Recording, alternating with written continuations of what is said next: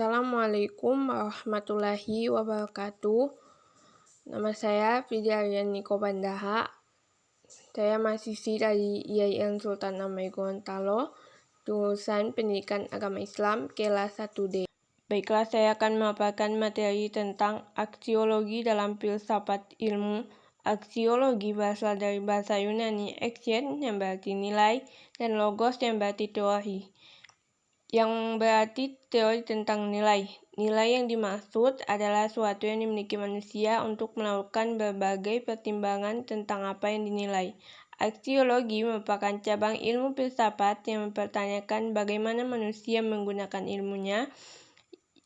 Yang ingin dicapai aksiologi adalah hakikat dan manfaat yang terdapat dalam suatu pengetahuan. Pengertian aksiologi menurut para ahli. Yang pertama, menurut Jujun S. Surya Sumantri, dalam bukunya, aksiologi diartikan sebagai teori nilai yang berhubungan dengan kegunaan dari pengetahuan yang diperoleh. Yang kedua, menurut Ketzoff, mendefinisikan bahwa aksiologi adalah ilmu pengetahuan yang menyelidiki hakikat nilai yang umumnya ditinjau dari sudut pandang kefilsafatan. Aspek aksiologi filsafat. Yang pertama adalah etika.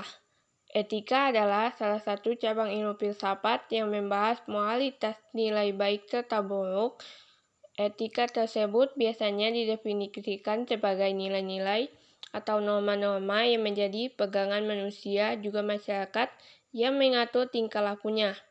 Etika berasal dari dua kata, yakni ethos yang artinya sifat watak dan kebiasaan, dan kata etikos yang artinya susila, keadaban atau kelakuan dan perbuatan yang baik. Menurut para ahli, etika dibagi menjadi dua bagian.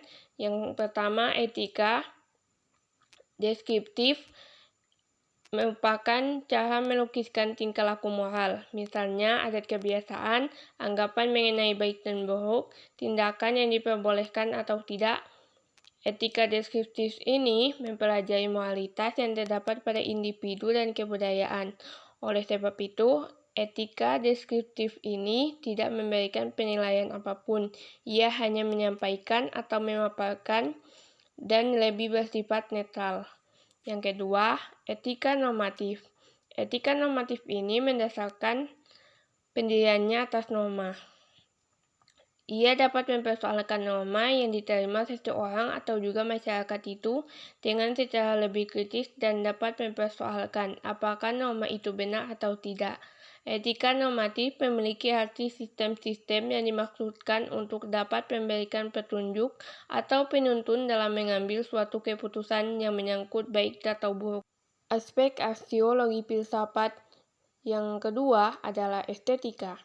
Estetika adalah salah satu cabang ilmu filsafat yang mempersoalkan seni serta keindahan.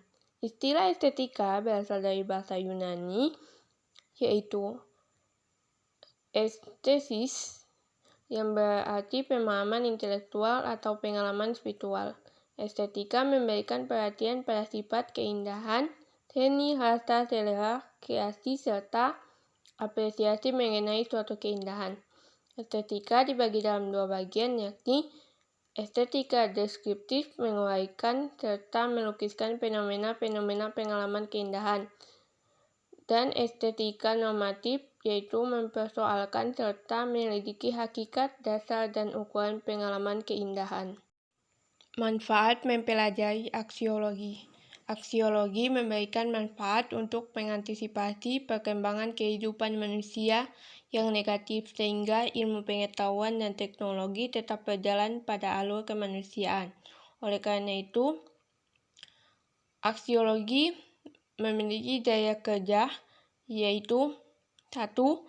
Menjaga dan memberi arah agar proses keilmuan dapat menemukan kebenaran yang hakiki, maka perilaku keilmuan perlu dilakukan dengan penuh kejujuran dan tidak berorientasi pada kepentingan langsung. Yang kedua, dalam pemilihan objek penilaian dapat dilakukan secara etis dan tidak mengubah kodrat manusia, tidak merendahkan martabat manusia, dan tidak mencampuri masalah kehidupan dan netral dari nilai-nilai yang bersifat dogmatik, arogansi kekuasaan, dan kepentingan politik. Yang ketiga, pengembangan pengetahuan diarahkan untuk meningkatkan taraf hidup yang memperhatikan kodrat dan martabat manusia serta keseimbangan kelestarian alam lewat kemanfaatan ilmu dan temuan-temuan universal. Itulah pemaparan materi dari saya. Terima kasih. Wassalamualaikum warahmatullahi wabarakatuh.